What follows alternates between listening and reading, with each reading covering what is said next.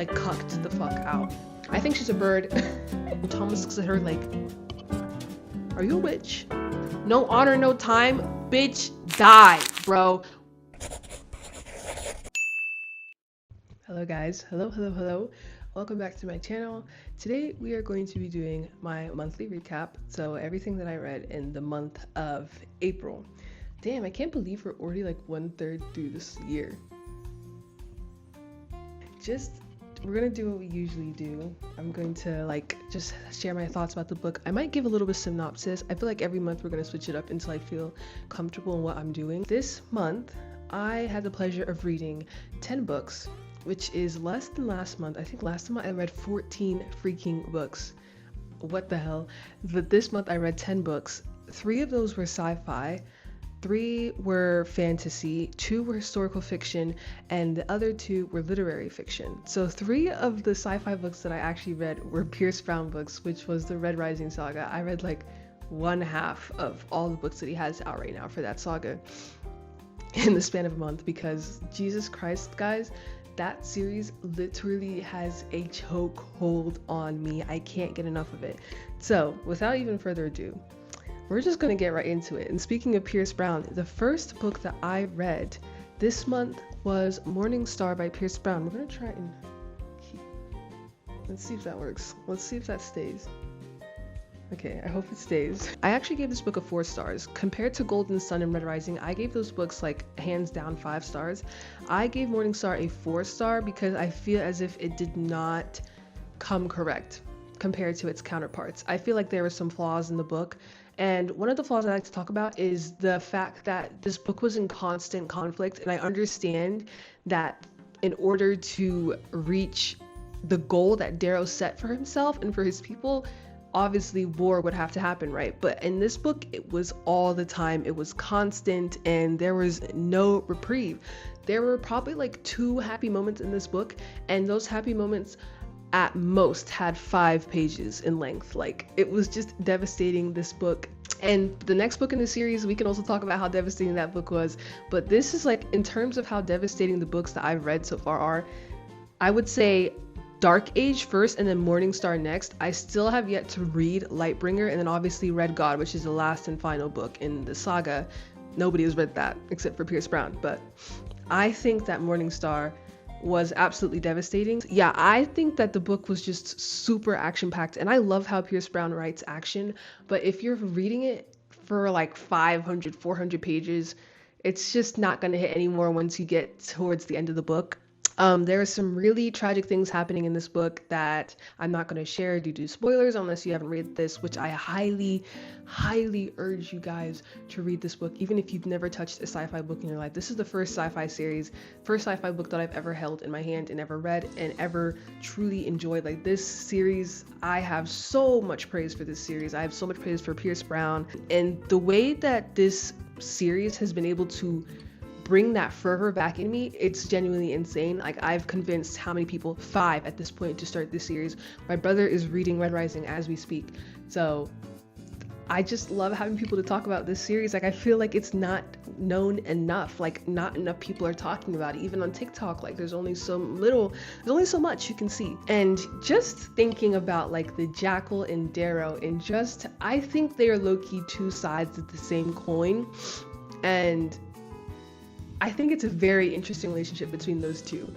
I was talking about morality and violence, and I genuinely believe, well, this is at my point before I read the rest of the books in the second trilogy, I genuinely believe that Darrow was too moral, and the Jackal, he was too, like, morality didn't even exist to him, and that's why he was able to do the things that he did. But because Darrow had these morals, and because he couldn't see himself getting to the violent heights that the Jackal did, it is a reason why he failed many times in this book. And it's either you live long enough to see yourself turn into the Jackal, or it just doesn't happen. And I genuinely think if Darrow plans to succeed, he has to let go of some of his morals. He has to go full send it, genuinely full send it, if he believes that his goal, like his true goal, to have all the colors be in unity, everybody, a democracy essentially, he has to be able to shed some blood, serious blood, do bad, unimaginable things that the Jackal was willing to do without the blink of an eye. That's why I gave this book a 4 stars, essentially. I don't really know what much to say about that. I think I'll have a lot more to say about Dark Age. Morningstar is definitely for me, I think it's the weakest book in the series. And I think people usually say Iron Gold is the weakest book in the series, but I think Morningstar is the weakest. So yeah, that's all I have for Morningstar. The next book that I read was The Poppy War, and I actually don't have this book on my person. I did not like The Poppy War. I didn't like it so much that I actually gave it up for a book swap event at a Coach pop-up store at my university. Coach came to my university. They have this little campaign right now where they're trying to get into the book talk spaces. Anyways, they came to my university. They had a little pop-up event and they were doing book swaps, and they were also making leather custom made like bookmarks, and I was able to get one, which I'm so happy I did. The line was absolutely insane, guys. I waited in that line for nearly 2 hours, and mind you, I had an exam right before this. I made it to my exam with like 7 minutes to spare. Like, I was literally running to the other side of campus just to make this. This was my final exam in anatomy, but I just had to I had to see this Coach pop-up, see it through. So I actually gave up Poppy War at that pop-up event, and I actually went more into Poppy War in my Flickr Flip episode 1 video, and you can tell that I did not enjoy it. I had a lot of grievances with the book. I actually ended up giving this book a 2 stars. I had like 2-sentence review on Goodreads. I said this was something along the lines of a psychedelic trip that it was like a laced psychedelic trip that you were forced onto. Well, at least that's how I felt it. I didn't understand the substance of the book. I didn't understand the hype of the book. I was actually very mad that since I waited so long to read this book and it just failed to meet my expectations. I just think that Rin, the main character, is sloppy. I can't believe she's the main character. Her ways of going about things are just trashy. Her goals, her aspirations, what's pushing her to do what she's doing, I think it's a fraud. I think it's fake. I think it's everything. I think she's a bird. I think she's a bird. I think she's a bird, and she has no identity, so she's grasping onto straws. She's grasping onto straws to justify what she wants to do, and I think she needs to look deep inside herself and really, really, really have a conversation with herself to decide if this is what she wants to do with her life, because I think she was groomed into the position that she is in, and she has no clue what she is doing. I did not enjoy that book at all. The first 2/3 of the book, chef's kiss, beautiful, moi, au revoir, did it again. The last third of the book, I just wanted it to end. I literally wanted it to end. I didn't know what was going on. Well, I did know what was going on, but it wasn't enough for me. I was just getting pissed off at Rin. I was getting pissed off at everybody, honestly. Like, this was not the same book that I read 200 pages prior, and I did look at criticisms on Goodreads and TikTok and stuff like that, and people were saying this is just like a retelling of, I don't want to get this wrong, opioid war in ancient China and stuff like that. And it was just copy and paste, really. Obviously, I have no qualms to even speak about this. I'm African. I am not from China. I'm not from Asia. There's no Asian descent in me. So take this with a grain of salt from my criticisms of the book, but I think I'm still allowed to have these criticisms. I just didn't like the book. And I know that's probably a shocker, because Poppy War, if you think of fantasy books, Poppy War is probably going to be recommended by someone, someplace, somehow, sometime. I just didn't enjoy the book. I gave it a 2 stars, and I just had to pass it on. I had to go to the next one. So speaking of the next book that I read after the Poppy War, I read Skylark by Paula McLean, and I gave this book a 1 star. So boom, we have 2 bad books in a row. I couldn't even tell you what this book was about. I feel like it was very nothing burger. It's like this kind of book where it's 2 POVs, but the POVs, they're like, one is set during World War II. We're following this psychiatrist. It's set in Paris, right? Following a psychiatrist, and his friend introduces him to the catacombs, the tunnels that lay under Paris for God knows what. And they actually decide to use these catacombs to help Jews escape the German occupation in Paris during World War II, to get them to different countries. I think they were dropping them off in Spain. They would leave the catacombs and they would have to go through the Alpine mountains. I believe that's the mountains they were crossing past to get to Spain. I'm using my knowledge from when I read The Nightingale by Kristen Hanna. Shout out Kristen Hanna. I didn't get to read any of her books this month, but I digress. That was one POV. That was set in World War II. Then the other POV was a woman, which was the daughter of a fabric maker. I don't know what the actual occupation name would be called, but this is the daughter of a fabric maker. This took place in around the 1400s. And she was sent to an asylum, yada yada yada, and I just don't think the book had any substance. There were moments where they tried to have, it was like a throw, like a what is it, a lob, to make you have some type of emotion, some type of like maybe make you cry, but it didn't make me cry. I just felt like really drab. It felt very surface level. I couldn't even connect to the characters because I didn't know what their aspirations were. I didn't know what their goals were. There was no depth to the characters, and I think the story could have been handled way better if it was just different situations. And you know, I love historical fictions. My favorite time zone is preferably during like World War I and World War II, but this is probably the worst depiction of World War II that I've ever seen. Like, it didn't even like focus on that at all, really. And it's just all these themes that are trying to be fit into one book, and it just doesn't work. And I just don't think the author's level of writing matched the gravity of the scenes that she was trying to portray. You feel me? I feel like World War II and World War I are such tragic events, and I feel like you really have to have a grip on what you're dealing with and what you're writing about to write something, to produce a novel, produce a book about those time periods, because it is no joke at all. It is no joke. And Paula McLean was just not able to deliver. I gave this book a 1 star. I just don't even remember what I read. Well, I do remember, but it's not anything of substance to speak on. Is that mean? I don't know. Anyways, the next book that I read, which I had a ball reading, was The Raven Scholar by Antonia Hodgson. And this book I have been waiting to read for some time. We're going to try and stack this book and see if it works. I don't think this one's really heavy. I don't think we'll be able to. Hey, that was pretty easy. First try. All right, the next book. What was this? I think this is the 4th book that I read this month. So The Raven Scholar by Antonia Hodgson. I loved this book. I gave it a 5 stars. I had so much fun reading this book. I remember just laughing out loud so many times. This was another book that I read during my Flickr Flip episode 1. And I just enjoyed it. I've been trying to read this book for so long. I bought it back in end of February, early March, and I was just looking for the opportunity to read it. So I had to make up a series called Flickr Flip to be able to open this book. And I just look how pretty this book is. It's also just my favorite color, purple. It's just so beautiful. This book takes place in a fantastical world where there are 7 deities. They are animals. Well, I kind of really explained this on my Flickr Flip. So if you really want to deep dive, I literally just went through the whole plot of the book in that video. But essentially, this book, I loved it. There was so much humor in this book that just matched my humor. So I think I was able to appreciate it more because of that. There was good glimpses of romance in this book that just had my heart going like this. I was just like, yay, this is so cute. And I loved the characters in this book. The characters in the book were so memorable, so fun to read about. My favorite character in this book, his name is Cain, and he's actually the fox contender. And if you think of foxes, what do you think? You think sneaky, you can't be trusted, always goofing around. That is what Cain is. He's literally the embodiment of the fox.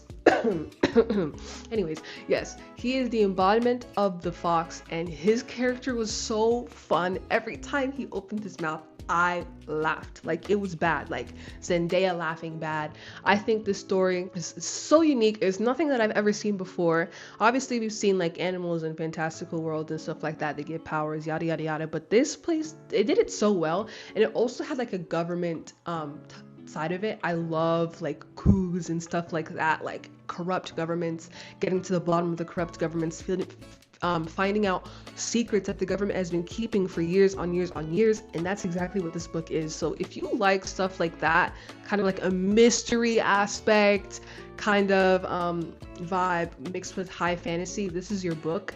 She did so well on this book. I cannot wait for book 2. Like, I will be the first person to pre-order that, guys. I remember saying The Raven and the Fox, the best love story ever. So the main character that we follow, she is the Raven contender. Her name is Enima.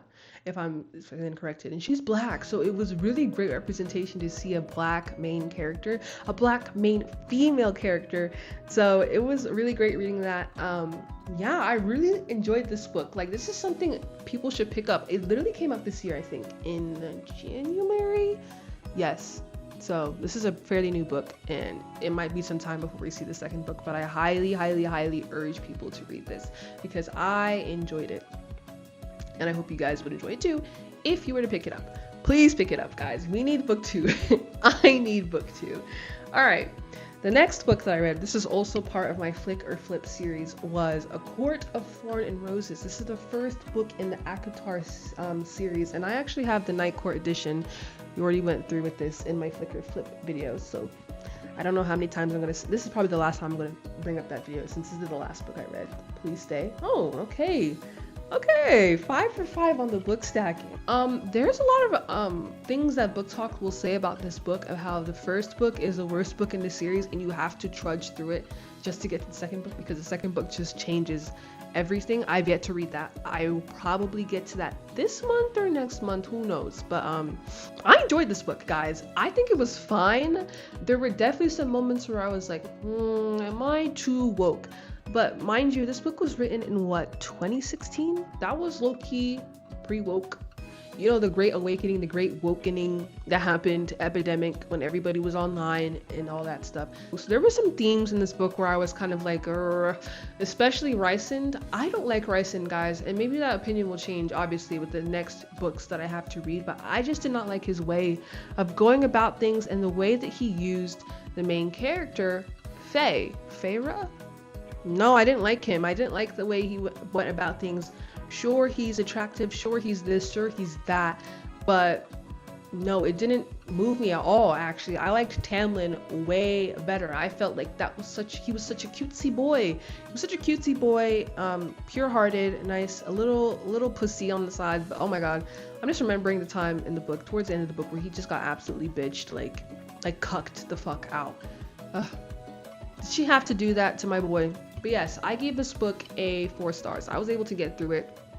I saw and I didn't see what people were talking about on Book Talk. I didn't think this book was like terrible to read. I didn't think this was to be able to be called just fairy porn. Like, I didn't see it that way at all, actually. This is the first time that I've read a series with like fairies and stuff like that, so maybe that's why I feel as if I was able to get through to this book easily than others. But I didn't have that much qualms on this book. I actually didn't even write anything on Goodreads. Like, I feel like this is just a standard, typical fantasy book. Like, it's not something that's supposed to wow you, but it's not something that's supposed to make you fall asleep to, if that makes sense. Like, I feel like it's a good medium. I feel like it's a good start if you want to start reading fantasy, romantasy, if that makes sense. I liked the world. I liked the world building. As I said, again, it's the first fantasy book that I had to read, which includes fairies and stuff like that. So this is fairly new to me. So that's probably why I gave it a 4 star. Maybe if I were to reread it, it would drop to like a 3.575. But yeah, I'm excited to read the second book. We'll see what happens. I'm trying to give Rysand the benefit of the doubt as to why you guys love this man. This is probably like Book Talk Fantasy Daddy #1, not even second to Zaid and Ryerson. And low-key, guys, why are they low-key the same person? So who took inspiration from who? Or is this just like a well-known archetype for first male leads in fantasies? Like, is there always going to be a shadow daddy? Speaking of shadow daddies, the book that I'm reading right now, Bloodbound, okay, maybe it is just like a common character archetype.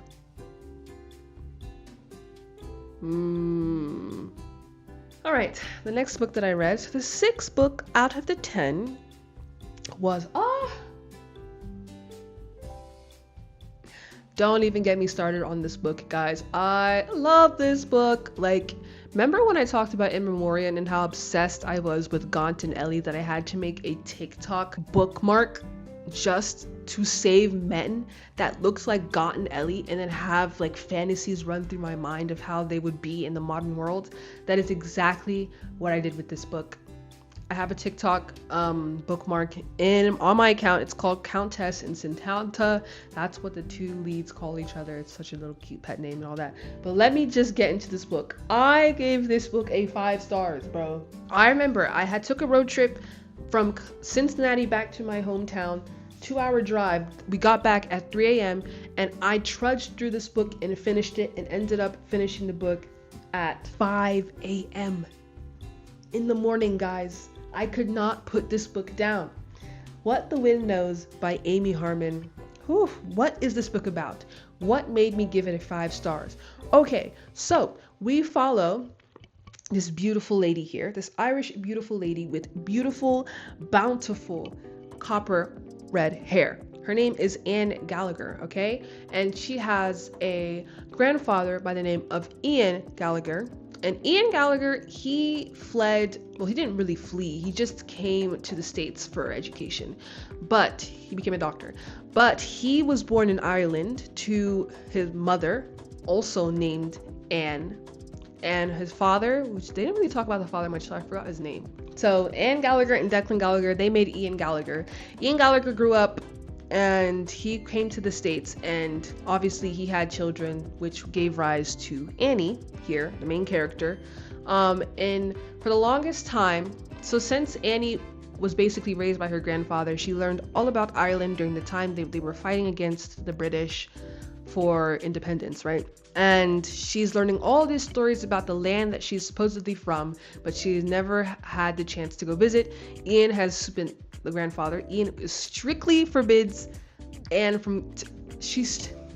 Ian strictly forbids Anne to go back to Ireland. He hasn't returned to Ireland since he came to the States to pursue medicine. There's something about Ireland that has really just traumatized him and that he doesn't want to go back. But he's on his deathbed. He's dying from cancer, and he tells Anne that he would like his ashes to be spread at a certain lake in his hometown. So after he dies, Annie, are you okay? Annie, she takes a flight to Ireland and is introduced where her grandfather grew up. She does a little soul searching a little bit there, and finally she finds the lake that her grandfather was talking about. And as she goes to spread her ashes on this lake, a mysterious fog, a mysterious mist just covers her surroundings. She's covered in this mist, and as she's spreading these ashes, she hears people's voices in the distance. So she calls out to them because she's scared. She's on this boat and this mist, she can't see like 1 foot in front of her, right?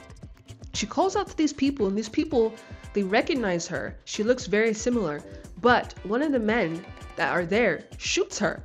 They shoot her, and then we have the doctor comes. The doctor of the town comes. His name is Thomas. Thomas, right? Thomas takes her in, and people are looking at her and like, Anne, oh my gosh, Anne, where have you been? We thought you were dead. That you see my accent there, yeah.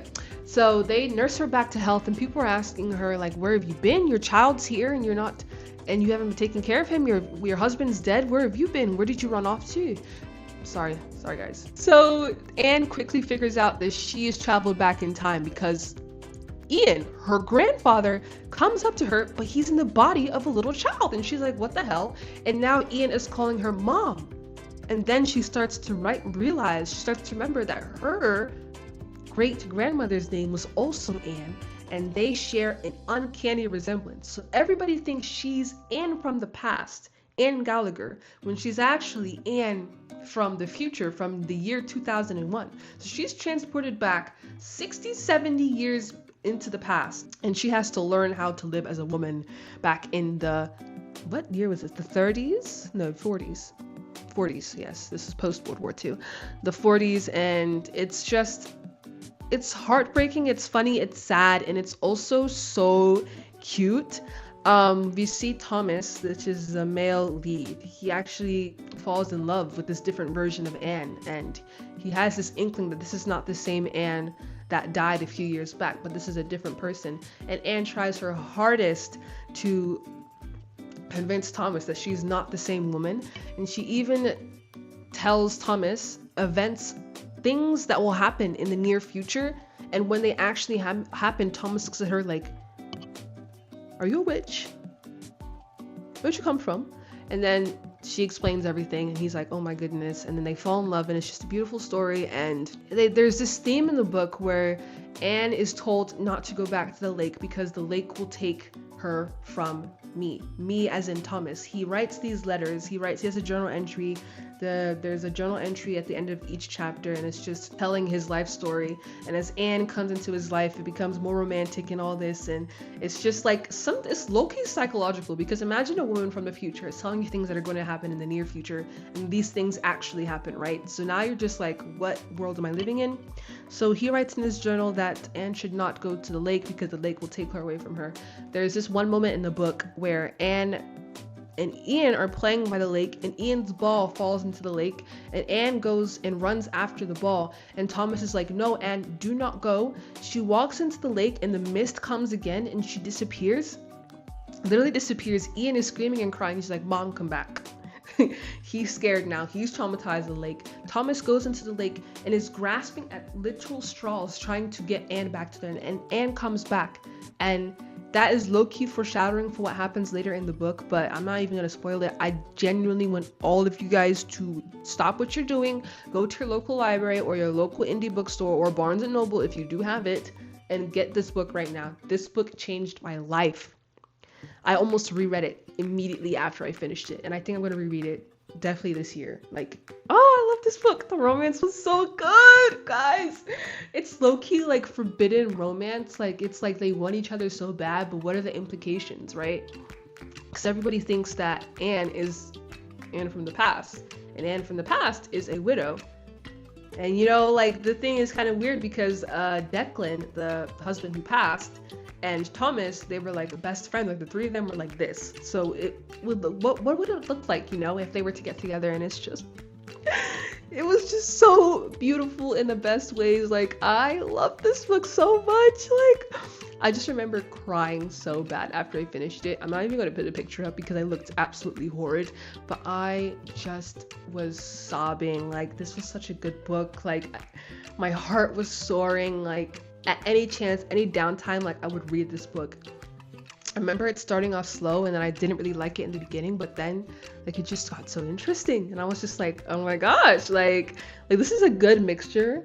This is a good historical fiction. And Amy Harmon, I added like 2 or 3 more books that she's written into my TBR because apparently she's a really good historical romance writer. So low-key, this is like historical fiction and romance, like, put together. So if you enjoy that, I highly encourage you guys to read this book because I loved it so much.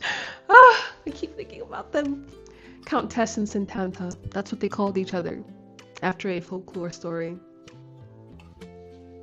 The next book that I read, we're going back to the sci-fi, was Red Rising, which is the 4th book in the series, and I gave this book a 5 stars. Beautiful. Iron Gold, Pierce Brown, 5 stars. Iron Gold. So much things happened in Iron Gold. This book, we start seeing, this is a time skip, right? It's a 10-year time skip. So now that Darrow has obviously won, he set up his society, and the society isn't doing what he'd hoped it would do. It's still very corrupt, and the lower colors are still this promise that they were given, that they would be free, that they would be able to advance higher in social hierarchy, and then we see 10 years later that they're still at the bottom of the food chain, essentially. So it just leads you up to question, what the hell have Severo, Darrow, Victoria, like, what is, not Victoria, I'm so sorry, Virginia, Victra, that's what I meant to say. What the hell have they been doing in this 10 years? And honestly, ain't shit. We're introduced to 2 new characters. A character that we thought we would never see again comes back, Lysander O'Loon.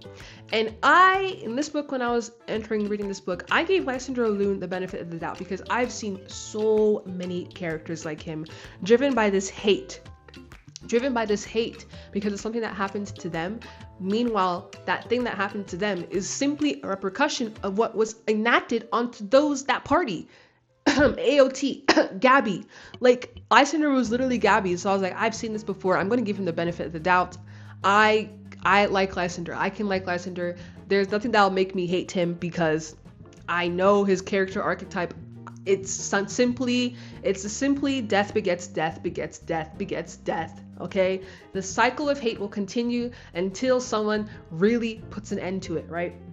And that's what I saw in Lysander. So that Lysander is a character, a recurring character, and then we're introduced to a gray called Ephraim, who's a freelancer, and then we're introduced to Lyria, who is a red, who lives on Mars, I believe, and it's just poor.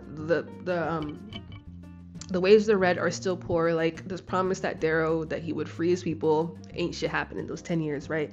So after seeing all this stuff, and we're introduced to Ephraim and Lyria and see how badly the low colors are being treated still after the Republic has been established, we start to question Darrow and Virginia. And it's like, guys, we've followed your journey for 3 books. Not once has my loyalty ever strayed.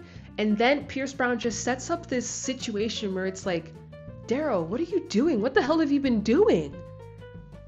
Hello? Like, you had such gusto, you had such drive to bring your people up, and just each time I would read a Lyria chapter, I would be like, so what the hell have you guys been doing in the last 10 years? Like, wanking off in the bushes? Reference to the book 1. So yeah, this stuff is happening.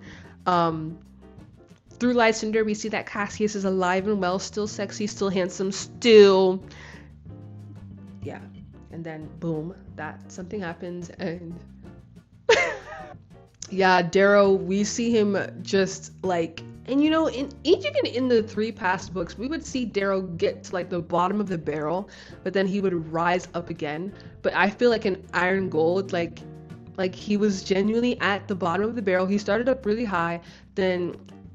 with instances in the book, he just went down and down and down and down, and then the book ended it up with him being down. Like, there was no redemption at the end, and it was just like, Pierce Brown, what are you trying to do? What are you trying to do? And I really felt like he set the stage. Iron Gold is the opener for Dark Age, and I really, truly believe that people should stick through with Iron Gold. A lot of people say that if you can't get through Iron Gold, then you probably shouldn't read the rest of the books, and I disagree completely. If you get through Iron Gold, you will be rewarded for that. And I'm not saying that because Iron Gold was boring. I gave it a 5 stars. Usually when people do like tier lists of like the 6 books that are out right now, Iron Gold is usually at the bottom. I would put Iron Gold above Morningstar. I have high hopes for Lightbringer, that's all I'm going to say. But Iron Gold, I genuinely believe it is the predecessor. Obviously, it's the 4th book, but it genuinely sets up so much things. There's so many themes that carry on into Dark Age, which I assume will carry on into Lightbringer. But you guys have to read this book. You have to see all these POVs. I remember reading Iron Gold, and every time an Ephraim and Lyria chapter would come up, I just stopped reading for the day. Like, it took me like 5-6 days to finish this book because I just could not get used to the different POVs that we were getting, because for the first 3 books, the only POV we followed was Darrow. So seeing all these other characters come up, it was like, what the hell? Do I even care about you guys that much? But all these characters are connected in some way. They might meet up, or they might not meet up, but their characters, like, these characters are all like intertwined. Like, it's like a tree's roots, and eventually it leads to the bark of the tree, which I really appreciated how Pierce Brown did it. And I might not have appreciated it the first time I read it through, but now that I'm thinking back, like now, like reflecting on how I read the book, I definitely believe that this had to be done, especially showing Lysander for this 4th book, because oh my god, what Pierce Brown does to Lysander in the 5th book, Jesus Christ, like, whoo, y'all. He really builds you up to like Lysander just to tear it down. I wrote a lot, and I generally think I have to talk about my Goodreads, because oh my goodness, I said, the general theme of this book is survival and what you are willing to do to make sure your heart still beats in the end. And then, a theme that has been sprinkled through every book in the series thus far: death begets death begets death. Death gives rise to more death and more death. And it reminded me why this all started. Because of death. Except the death that this whole story was based on just happened to be broadcasted to the masses. What if it hadn't? Who would become the general? Who would become the warlord? Who would become the messiah? Either way, this is a reactive story. There can't be an end in sight because there will always be someone willing to seek revenge for what they've lost. Try as you might to make it seem like you're taking the moral high ground, death still comes from your version of peace. In this, you can definitely tell that I was doubting Darrow's ways about going about things, and I could definitely see me analyzing and sympathizing with Lysander's character in this fourth book, which I think Pierce Brown did so well.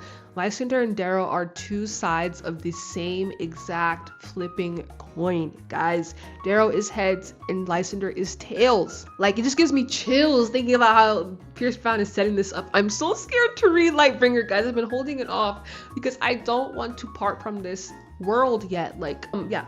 But that's why it took me so long. And even Dark Age took me like 5-6 days to read as well, because again, I was in the midst of my final season, but I managed to trudge through it and I loved Dark Age. Was that the next book that I read? Yeah, it was. Immediately after Iron Gold, I was like, I have to read Dark Age. So let's get Dark Age out.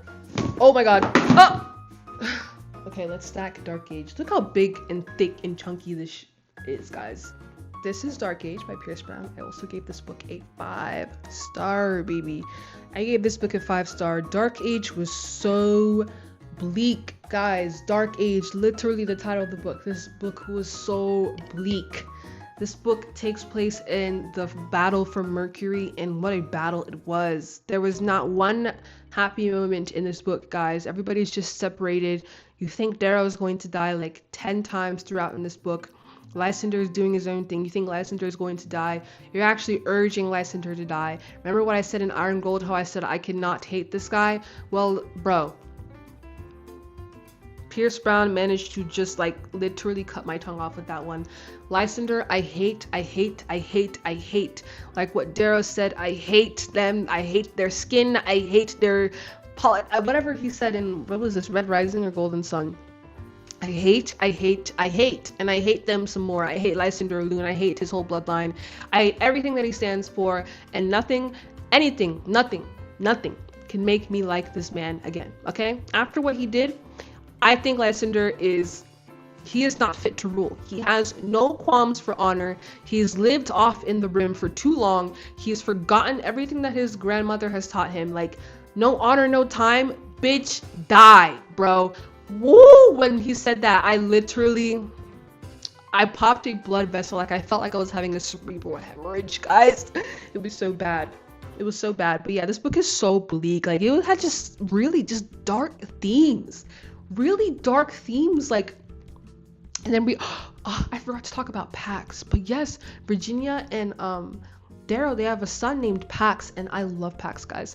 Pax is like, he's crawling up the hierarchy, guys, because Darrow and Victor are like top two, like they battle in between, but Pax might knock them out of the water. Pax had such a good role in this book, and I'm so excited and also so scared to see what he'll do in Lightbringer, if he does anything at all. Pierce Brown, don't forget about that child, the child with no sigils.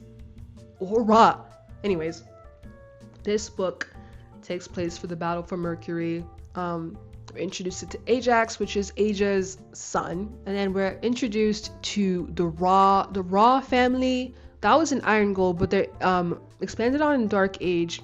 Introduced to the Fear Knight, which is Romulus O'Raw's brother. And I really enjoyed his character. He had some ideals, but just in this book, I remember thinking, what if Darrow is low-key the bad guy, but also I couldn't side with what Lysander has in store, because Lysander wants to reverse everything that Darrow did, but he wants to make sure the goals know their place. Darrow just wants everybody to be equal, but you had 10 years to do that, and what happened? Okay, right. So we're following all these things and all these older figures. You guys remember Lauren Akros back in Golden Sun, how he believed that the way that the colors are set up has to remain. It's just that the golds, like, they have to be at the top and they have to be shepherding. And I truly believe that whatever he said times by 10 and implemented, because none of these youngins know what the fuck they're doing. It's just battle after battle after battle, war after war after war, scandal after scandal after scandal, coup after coup after coup. And it's just like, guys, everybody come, sit down around the table. Let's discuss what we really want out of this and make it happen. It was just like, guys, what do we want out of this? What do we want out of this, guys? I was getting just so frustrated. I was like, Darrow, you are sending thousands, hundreds of thousands of people to die just by the wave of your hand. Every time we go into a battle, it's just like people are dying, and it's like, whatever is it for?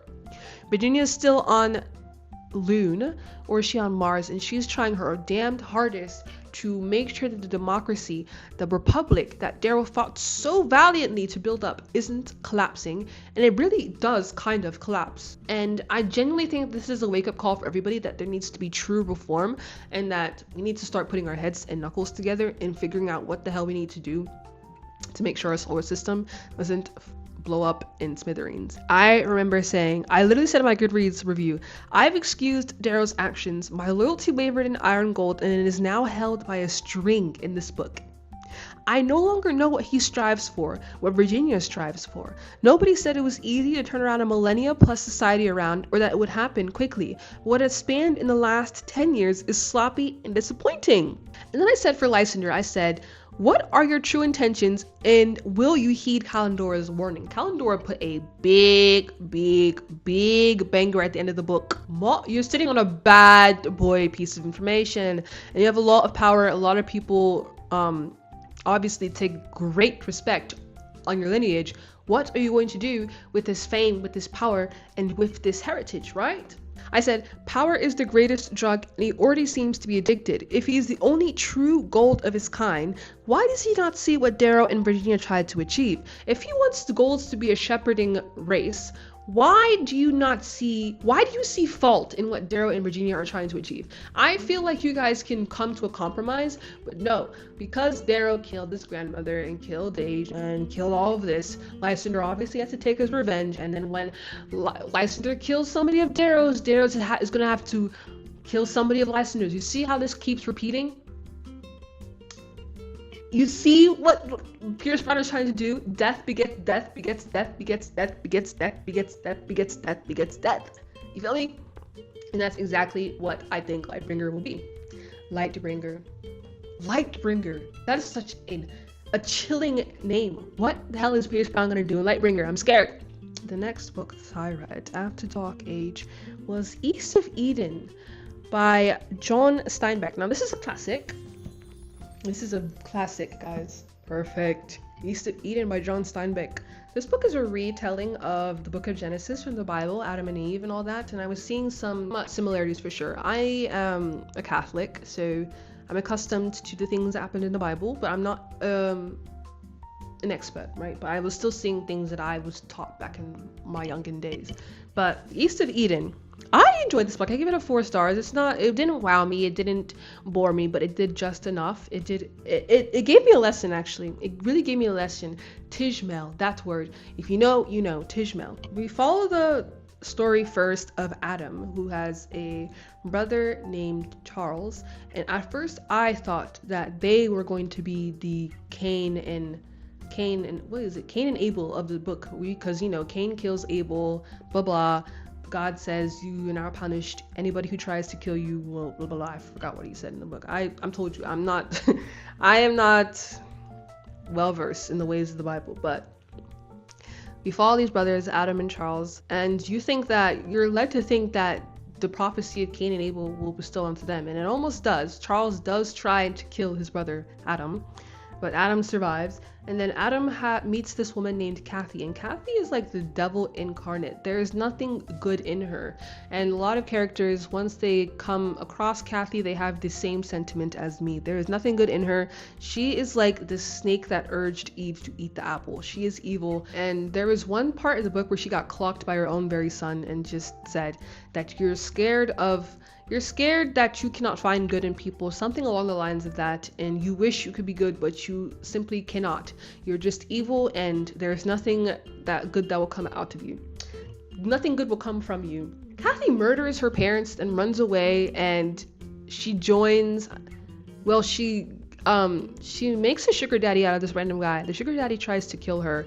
She escapes, and that's when she meets Adam. Now, Adam thinks Kathy is like an angel sent down from heaven. Adam has this view of Kathy, but Kathy, obviously, she's been able to manipulate and lie for her entire life. So obviously she's able to misconstrue like her true being from Adam. Adam just has this idea of her, right? Adam is a wanderer. He's a nomad. Like, he loves to travel, so he takes Kathy with him to California. But the night before, Kathy slips something into Adam's drink to make him sleep, and then she has sex with Adam's brother Charles, and that's how Kathy becomes pregnant. I don't think Adam even ever really, I think he knew, but he didn't care enough to do anything. Then we go to like part 2 where the twins are growing up and all this. They're in California now. Kathy shoots Adam and then runs away, and now she joins a whorehouse, and it's just crazy, crazy, crazy. And you know, when we watch the kids grow up, then we're like, okay, so if Cain and Abel didn't happen with Charles and Adam, is it going to happen with the kids? So we have Cain and we have Aaron with one A. Those are the names of the 2 twins. And you know, Aaron is a spitting image of his mother, and Cain is a spitting image of his father Charles, which is actually Adam's brother. He is dark, he is violent, and he has that cunning nature that Charles and Kathy both have. But Aaron actually has the strength and violence of his father Charles, but he is dainty and beautiful like Kathy. So it's like kind of like opposing types of like personalities put in like the wrong bodies. Like I remember writing in my reviews, if they had switched personalities, what would the story be like? But we follow these children growing up, and you know, they're led to think that their mother Kathy is dead, and the whole time they're living in the same town as her. I think everybody has had a situation where one person in a group, maybe in your family or in your friend group, one person is just sheltered too much, and because of them being sheltered, when they're introduced to like real world conflict, they break down and they shatter. And that's exactly what happens to Aaron. And because of this, he actually enlists himself into the army for World War I. And this is actually because he was urged by Cain. Cain showed Aaron that Kathy was still alive, their mother was still alive, and she was running a whorehouse. So after this, Aaron becomes so distraught, he enlists into the military, and shortly after, he's killed in combat. And then it's like, oh my gosh, this is the real Cain and Abel. This is exactly what happened in the Bible. And this generally just breaks Cain. It breaks Adam. Adam feels as if Cain killed his son, and it's just like, it's just so tragic and stuff like that. And then, you know, it's forgiveness happens in the end, and it's just like, wow. I felt like this book was a really great telling of how generational trauma just works and how you have to break the cycle. And unfortunately, Adam was unable to break the cycle, even though there were so much signs that his twin boys were exactly how him and Charles, his brother, acted when they were younger. And it's just like, you saw these signs, but you couldn't break them. You couldn't break the chains. And it's also just a great story of forgiveness. I enjoyed this story. Maybe Look Within for sure. So yes, I gave this book a 4 stars, and that was the 9th book that I read. The last book that I read was actually the book that I swapped the Poppy War for at that Coach pop-up. Little Fires Everywhere by Celeste. I don't want to pronounce her last name incorrectly. But Little Fires Everywhere. This is a book set in Shaker Heights, Ohio, which is only just about under 2 hours away from me. So this book was very local. There's lots of references to my town in the book, so I was very happy to read that. But this book was so interesting. It was so interesting, and it was so fun. I became so engrossed with the characters. Like, I loved all the characters. The characters had their own faults, their own flaws, and one character actually had such a bad character suicide that I was like, oh my god, I can't even like look at you the same. But in the end, I still enjoyed it. Like, I feel like this book had such a story of family. Like, family was the big theme in this book. It was also a tale of like racism and just how some races are just not given the benefit of the doubt that white people are, and white people have so much of these advantages. They have so much of these boost starts that people of color, they're just not extended. These opportunities are just not extended to them. And this book does a great telling of how, despite these obstacles that people of color have to go through, they're still able to thrive, and they're still able to make a name for themselves, make a living for themselves, even if it isn't as luxurious as their white counterparts. And I felt really represented. It wasn't explicitly stated, but one of the main characters is obviously black.